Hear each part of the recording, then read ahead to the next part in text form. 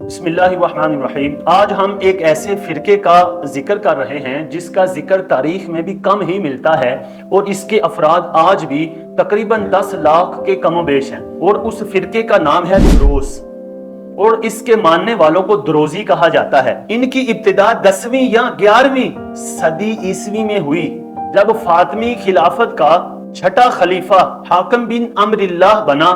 اس بندے کو فاطمی جو ہیں وہ 16واں امام بھی مانتے ہیں، اور ان کا یہ عقیدہ ہے کہ اللہ نے معاذ اللہ اس کے اندر حلول کر لیا تھا، اسی لیے اس کو وہ خدا مانتے تھے، اور اس فرقے کا یہ خدا تھا، اور یہ خود بھی لوگوں کو کہتا تھا کہ جب میرا نام آئے یا میرا ذکر آئے تو فوراً سجدے میں گر جاؤ اور میری عبادت کیا کرو۔ اس حاکم کے بہت ہی الٹے سیدھے کام تھے۔ کہتے ہیں کہ یہ تقریباً 11 سال کا تھا جب اس کو حاکم بنا دیا گیا، تو اس نے اتنے الٹے حکم جاری کیے کہ رات کو بازار لگاتا تھا، رات کو ہی اپنا دربار لگاتا تھا، اور دن میں سوتا تھا، لوگوں کو سونے کا حکم دیتا تھا۔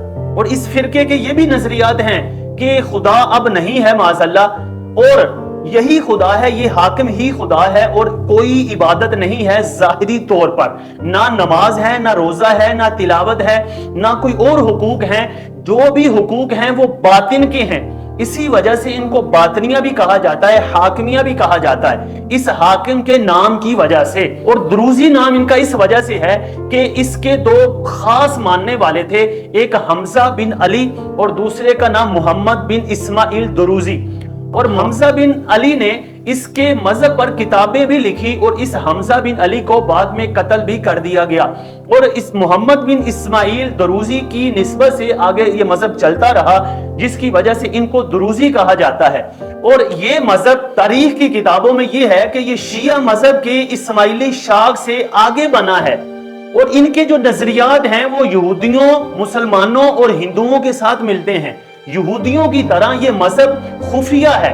خفیہ کا مطلب یہ ہے کہ یہ اپنے مذہب کی تبلیغ کسی کو نہیں کرتے، یہاں تک کہ اپنے بچوں کو بھی تبلیغ نہیں کرتے، مسائل نہیں بتاتے جب تک ان کی عمر 40 سال تک نہیں ہو جاتی، اور یہ اپنی کتابیں بھی ظاہر نہیں کرتے۔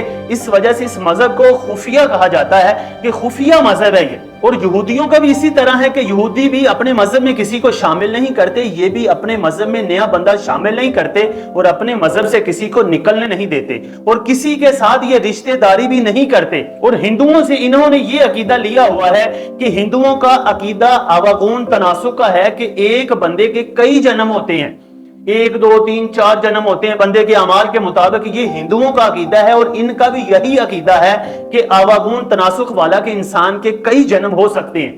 اہل اسلام ان کو کافر کہتے ہیں، اور ان کے ماننے والے آج بھی اسرائیل، فلسطین، شام، لبنان میں موجود ہیں۔